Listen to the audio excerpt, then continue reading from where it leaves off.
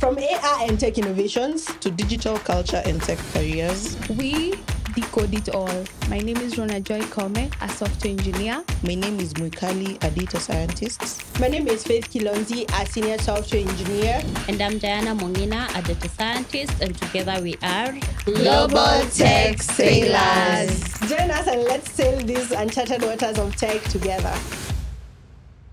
Hi guys, welcome again to yet another episode of Global Tech Sailors. We are three of us on set currently. My name is Mwikali, a data scientist, and I'll let the rest introduce themselves. Where do we start? Okay, let me start. Rhonajoy. Hi guys, my name is Rhonajoy Koome. I am a host here at Global Tech Sailors, and I am happy to be here. Okay. Hi guys, Kilonzi here. Very, very happy to be back. Thank you. Okay, so thank you guys. So today we are talking about a pertinent issue. I'd say it is one of the things that most people do not really talk about in tech, but it is important for us to have a conversation about it. Yeah. So forget the glossy LinkedIn posts where people are just glamorizing the journey. But let us talk about what you actually go through on a day-to-day before we even get to that glossy LinkedIn post where we're going to announce that, yay, I got a job that pays me maybe, I don't know, 1,000 USD for those who are lucky. Yeah. I tell you. So let's talk about the journey and money involved in tech and how it actually evolves as you continue growing in your own journey. Mm-hmm. So I think I'll let my co-hosts start us off with maybe their own personal stories from zero to hero. But let us hear the from zero. How did you start? Who wants to go first? I will go first. You want to go first? Yes. You seem excited. Tell us. I'm very excited about money. Uh-huh. Isn't anyone excited about money? All excited about Someone money. actually asked the other day, are you in tech for the money or are you there for the passion? Good question. It's one answer though. I'm materialistic. Yeah. Yes, but it's good. Yeah. So for me, when I was starting out, I'll talk about my internship. The very first internship I got government internship. Guys, PSC. I know you don't believe it works. I have no connections, no nothing, but I got in. I don't know. And the money, the starting salary there, of course, is usually 25,000. Wow, congratulations. Yes. So are you still in uni or you had finished? I had finished. I had finished a boot camp actually. I was just before I got out of the boot camp, I landed the internship. Yes, yes. 25,000. 25,000 Kenya shillings. And that's around how many? I was like, oh my God. For a campus student, that's a lot actually. I finished campus. It was after. Yeah, but yeah, so I feel like I was happy. Were you taxed? Yes, it's gross. But you know, the tax rates is lower. Okay. Those so how much was your take home?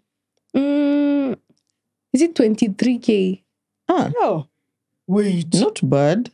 That's good. Oh, is it 22? 22 or 23 there in between? Yes. So you weren't feeling the pinch of taxes? Yeah. Not a lot. As I say again, I was super happy. Like I'm starting, yeah. So I was super happy, and I was in. The funny part is, like, they posted me in a software development environment. It's not usually, it doesn't work like that. You're posted and you're taken everywhere. So I was happy that I'm starting off. I'm starting to learn the industry and such stuff. So yeah, that's where I began. Good story there. Good. How Faith? How much was my starting salary? Yeah. Okay, so I've worked in several places before I start. I started doing my first internship, actually, my first official internship, I was in second year of university. It was just on a summer break and I didn't want to be idle. Also, my school Can you relate very Joy? much. I don't even know. Why are we talking about summer here? But anyway. Yeah, my school used that system. So we had a summer break. American person. So during the summer break, then we would go and look for internships. Actually, I moved back to Kenya during that summer break, and that's when I looked important if you talk. So, which country were you in? No, guys, I was studying in Ghana, for those who don't know. But so during the summer break, then everyone would go looking for internships. Yeah. So I got my internship. I was very lucky to get my internship with a fintech company actually in Nairobi. And it wasn't much. I was paid 8,000 Kenyan shillings. 8,000, less than 10,000 Kenyan shillings. But I was so happy to get that internship because it's introduced. I just switched to computer science because previously I was doing business administration. I wasn't so sure about the computer science. So I was still trying to figure out if this is what I want to do. So it was good. I learned a lot. No. It was you came back to Kenya. I came back to Kenya. So with your 8,000, you're being paid. You're paying transport. You're going there every day. Physically. Yes, every day. So how much was left? Lunch. How much was left? I was living in Rongai by then. Oh my God. And the internship was at? Town, Nairobi CBD. Okay. Yes, actually, yeah. So at the end of the day, how much were you remaining with? No, I wasn't taxed really. So that money was just for my transport. And lunch. No, I'm trying to think. Did you even save or is it wasn't for saving? It was for utilization. Actually, shout out to my cousin and I think my brother also. They used to chip in, just basically give me a few coins here and there to supplement my transport because it wasn't much really. But I was so happy with that. Yeah. After that, I also did another internship when I was in third year. Got paid.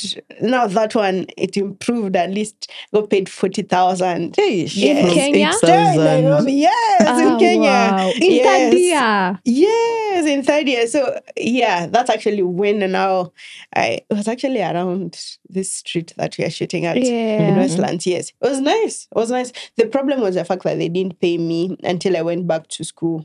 Why? So the company was broke. But they did pay eventually.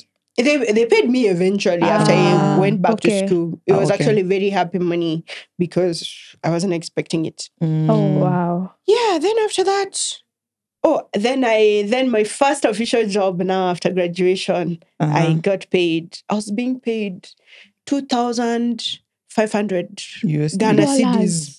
Ghana cedis.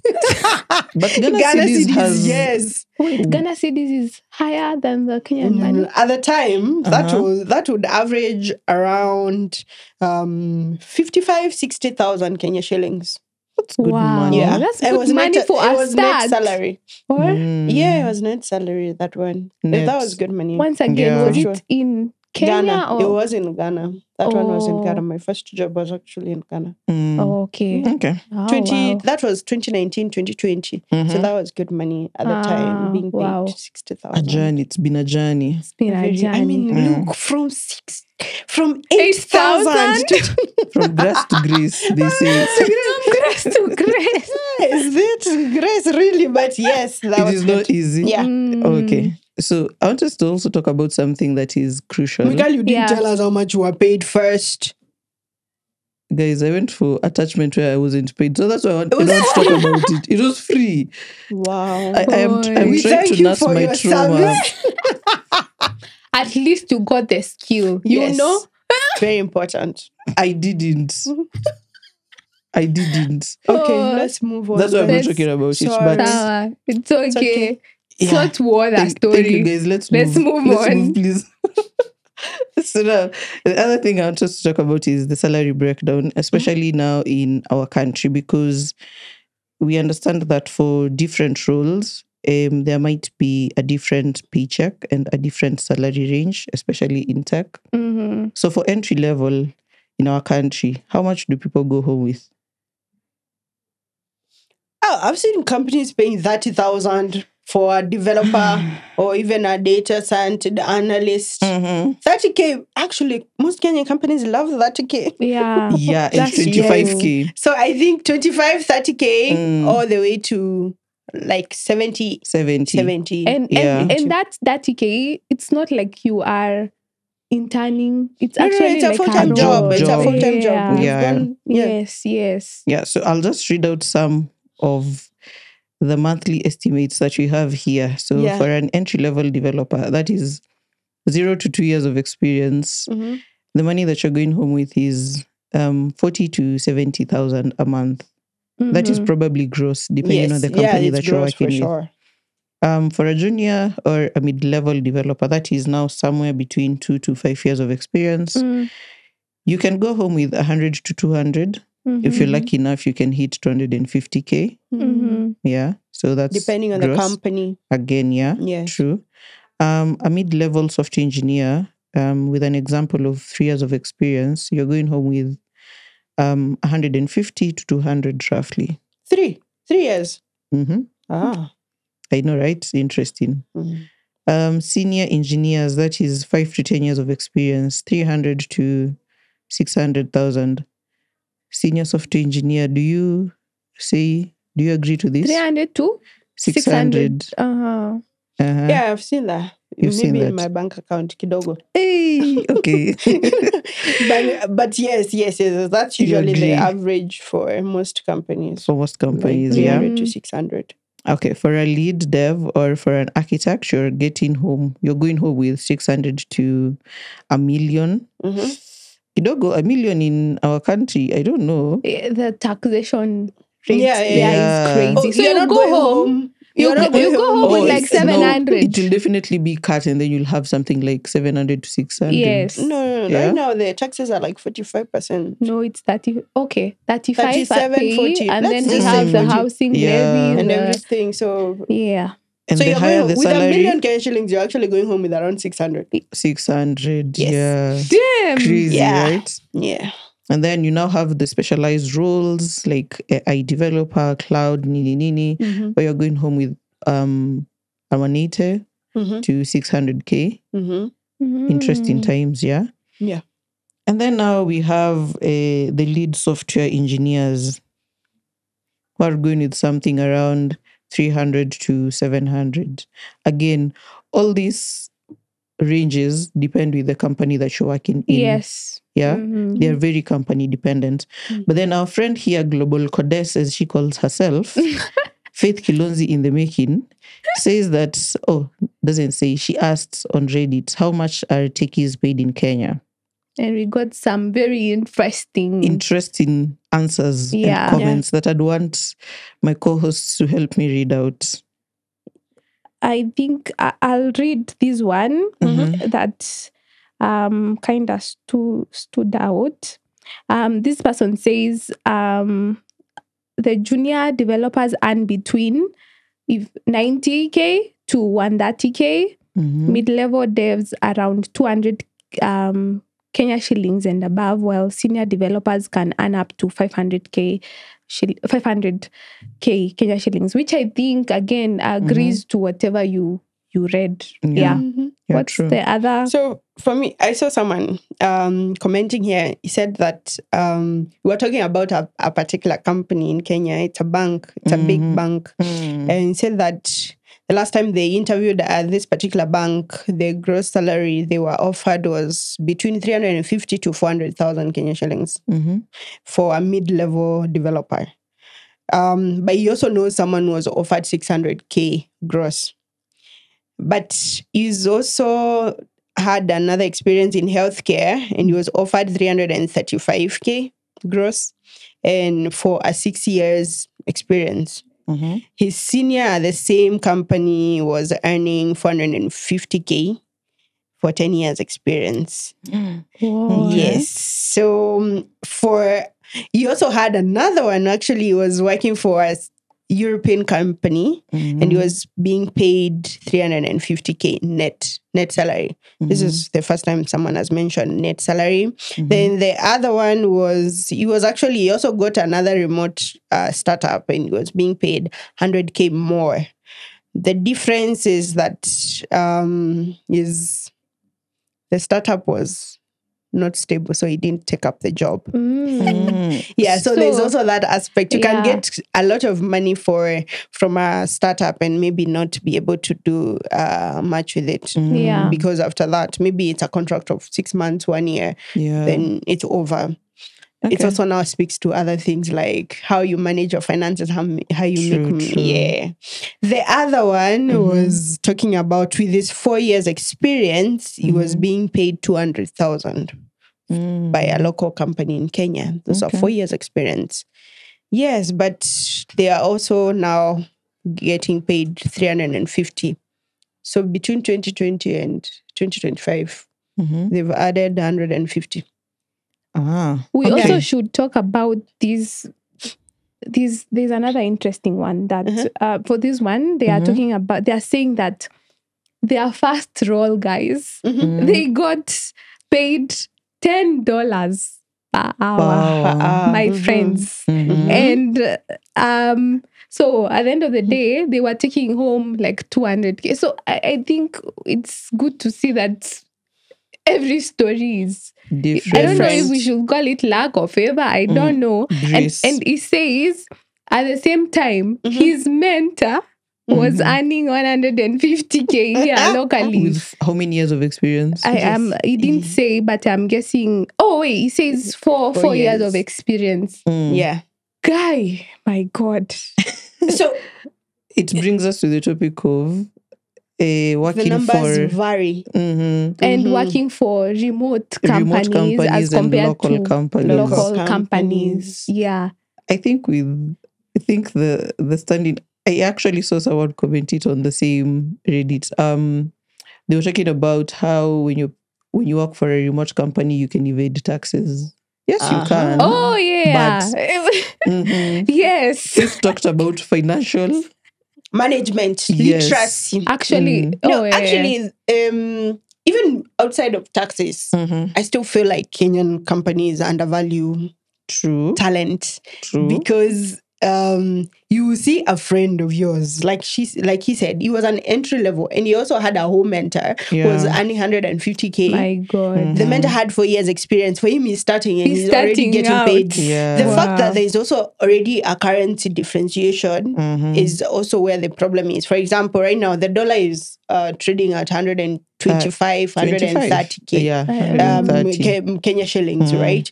If you're paid in Kenya shillings, for example, if you're paid 100K, initially we used to say 100K is equivalent to $1,000. Right now, $1,000 is around almost 150. So you see, that's already the currency, the forex rates are already differentiating you. True. So now come in again and be like, okay, when you're hired by these companies, also because they don't want to take a responsibility for you, they usually hire you as an independent contractor. And if you're an independent contractor, they tell you sort out your own taxes. So when they tell you to sort out your own taxes, you know how you're going to do it. I'm not saying much because Kenya Revenue Authority hasn't come for us. But that's already an added advantage for you. You know how you're going to file your returns. Yes. That alone is... And also, now, for example, we are paying a lot of... Right now, we are in a very bad punitive regime. Oh, my God. Like it's going after your taxes. So I feel like you're already paying shift share. So if you're already housing levy and those other things. So if as an independent contractor for a remote company, I can pay my own private insurance, for example. Then I have no business paying for shift share. Maybe. Guys, I'm not saying that my tax compliance is enough. You're very tax compliant. But yeah, it's one of those things that it already gives you, working for a remote company and handling your own taxes independently gives you an upper hand as compared to someone who's working for a local company. Yeah, true. There's a funny comment I saw, and the guy was saying he was employed for 2 years in the remote company, but he ended up squandering the money. And then someone else tells him it wasn't a loss. It was an expensive lesson. It was an expensive lesson. I think no one really talks about... I want to have people on this podcast that will be talking about how much they spend their big check, their first big check. Because sometimes you feel like, what? It's my me time. having this kind of money. Next month. Because that guy said that you'd go on a weekend bender and spend 50,000 Kenya shillings in a single weekend. Oh my God. Because you have that big because paycheck. you have the money. Okay. So now that we've talked about local versus remote, let us talk about startup versus established companies. Yeah. The Rhoda seems to downside. have something to say. Well, first of all, I think for startups, there are some that will, let's put in the aspect of there's different ways of paying. Yes. There's money and then there's equity. Yeah. Equity. Some will tell you, you know, shares. we are not giving you money right now. I have experience. Yes. Give 5%. So we will give you equity so that when our startup blows up, you know, you're gonna be part of the But stock the question is, will it blow up? Will it? It's a risk. But also, when it comes to startups, I think most of them, generally, I don't think they pay well. They don't have that budget. They don't. But there are some very good ones. Like I know of a startup. You know, we say startup is, how do we define startup? Any business less than 10 years. 10 years, exactly. 10 years, yes.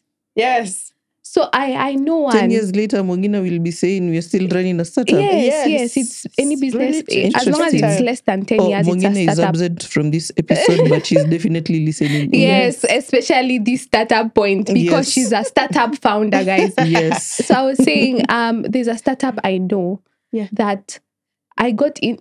I don't know.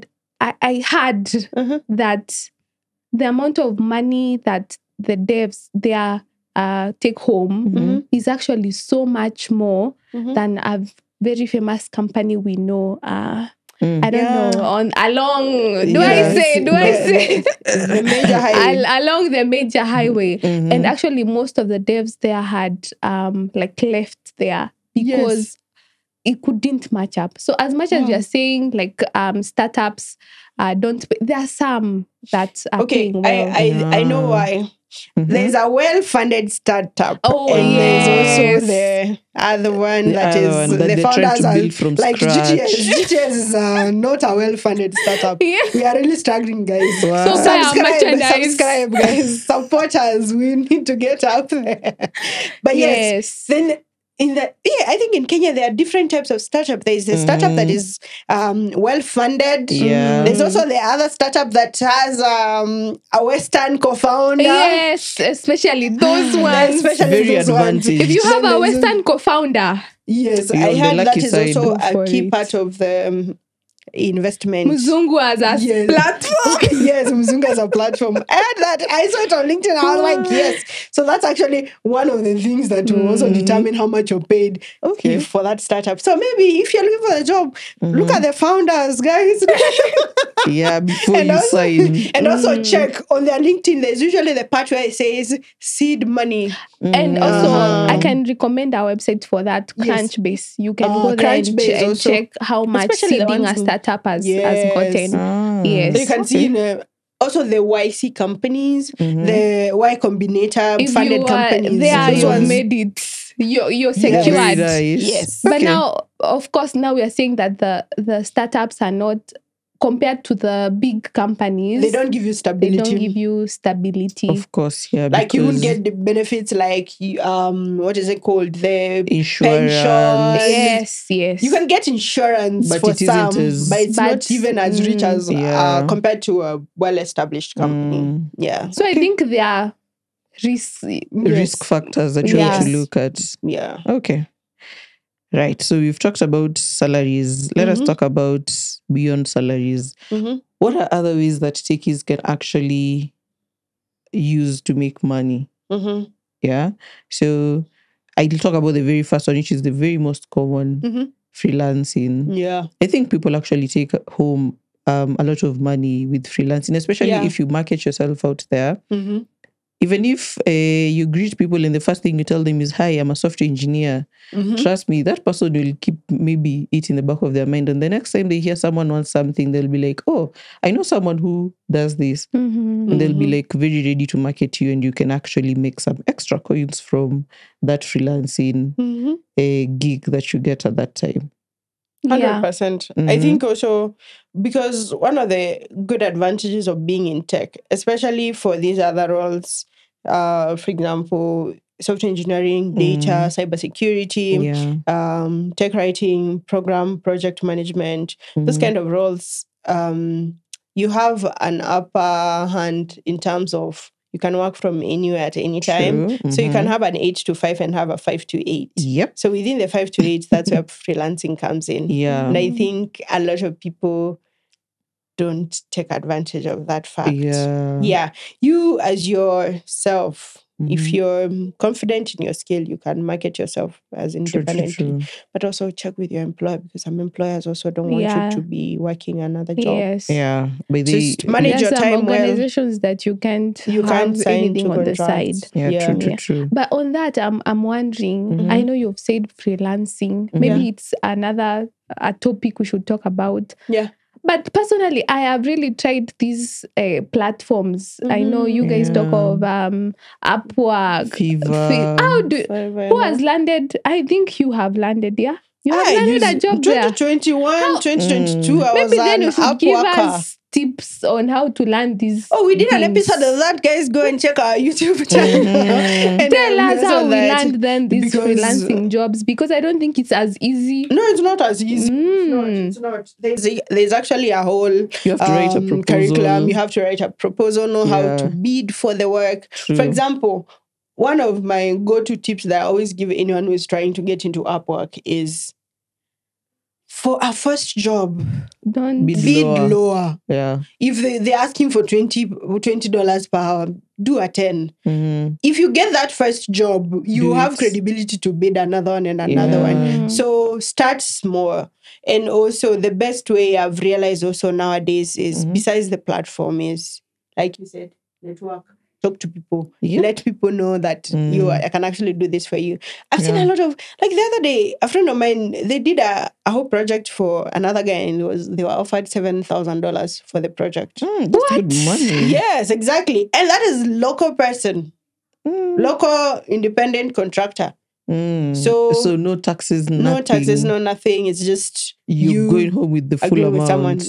They even subcontracted a back end and a front end. Oh my God. So there are people that are out here that can actually give you work outside of those platforms. You've actually given us another point on how we can make money. Yeah. Actually, personally, let's see, I've gotten 2 jobs on Upwork, but for my all other freelancing gigs, it has been people. Through people. Yeah. Yes, and for Mwikali also through the church. So guys, join the church. Join the church.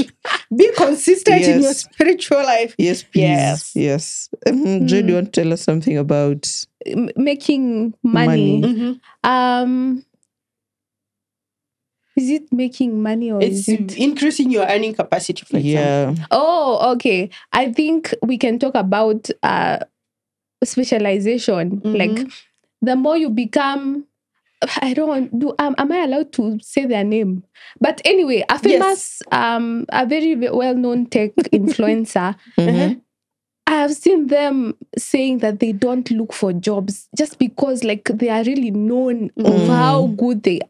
Like, people are in his DMs telling him, please come work for us. Please come work. And he always, I've also seen his like a profile, and he's always, I don't know, this is another point Faith will talk about job hopping, I think, because he's getting so many offers because of how good he is. So you have to put in the work, guys. You need to be good at your craft. That will very true. 100% put you out at the very front. Speaking of job hopping as a strategy of increasing your earning potential, I think people don't talk about.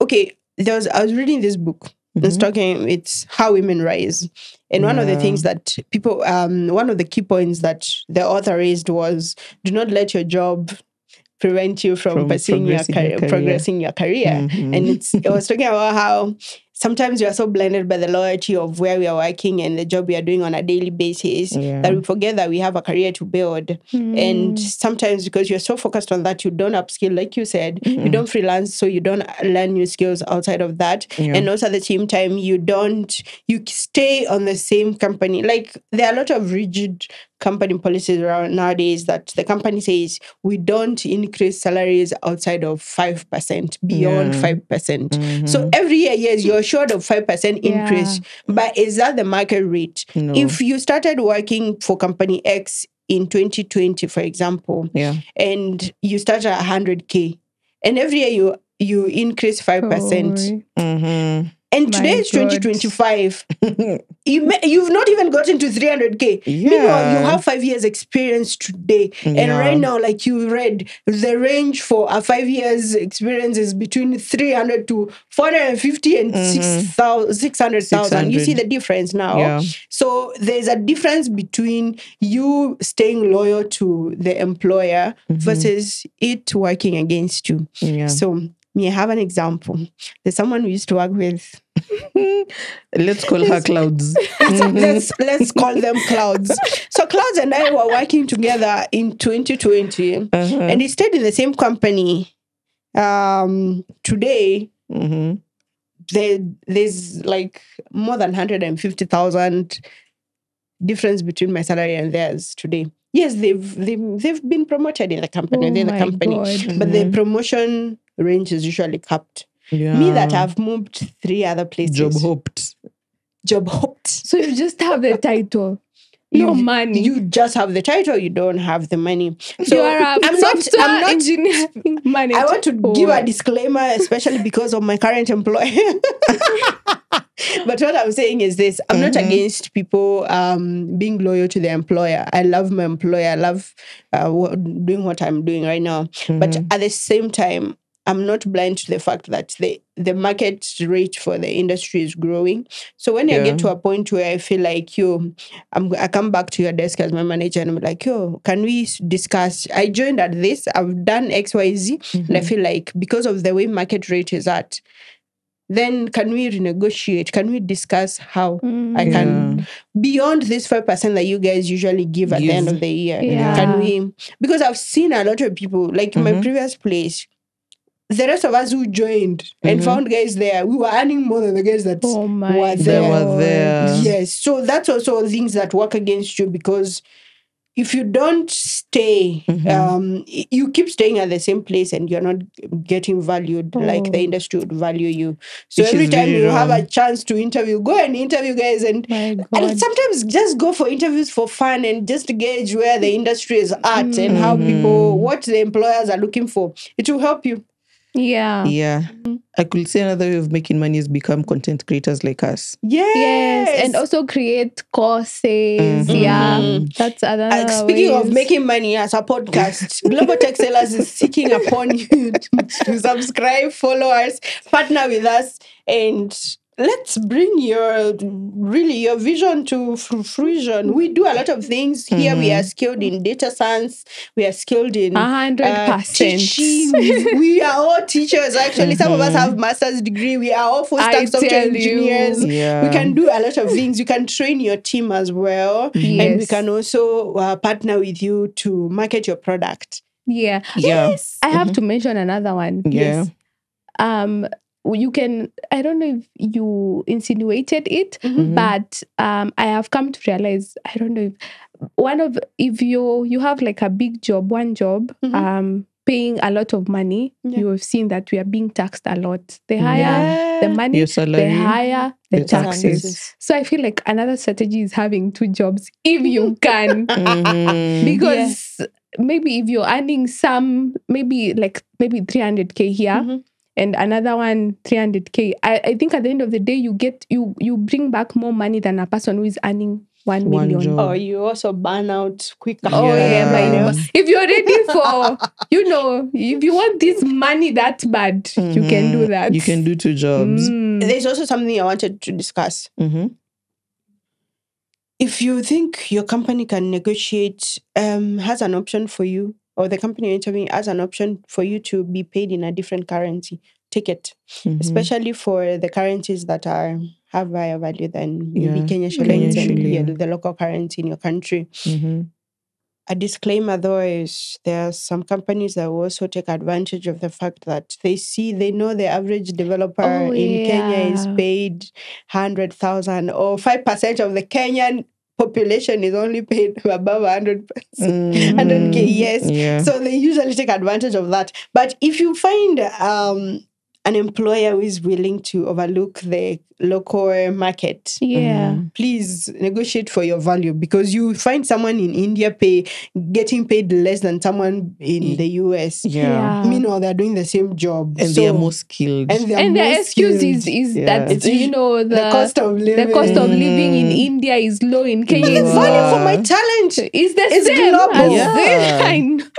The value for my talent is global. So please, pay me my worth. True.